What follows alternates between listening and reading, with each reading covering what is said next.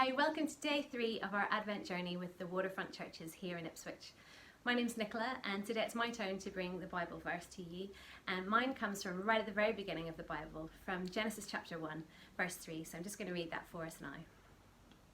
And God said, "Let there be light," and there was light.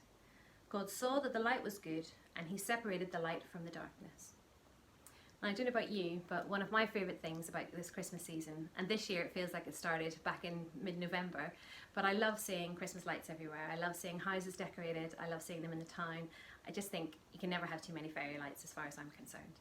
And when the children were smaller, one of our favourite things to do was to drive around and to spot houses and see where the Christmas lights were, and you had to try and yell, "Christmas lights!" first, and everyone used to get very excited. When I was smaller, the rectory of my home church had a star, something actually very similar to this one, which hung up in the upstairs windows, and when I saw that star I always knew that I was nearly home. And it's something that I've tried to replicate here in our rectory, just that feeling of the light in the darkness. And I think that's really what our verse today is getting at, isn't it? It's that contrast of the light and the dark. Now, Tom talked about this yesterday, about how Jesus said that he was the light.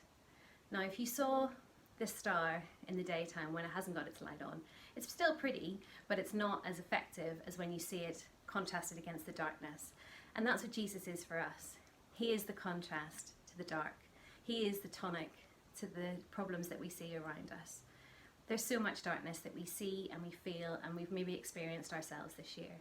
But just hold on to the fact that Jesus is the light and the light is good. Have a great Christmas.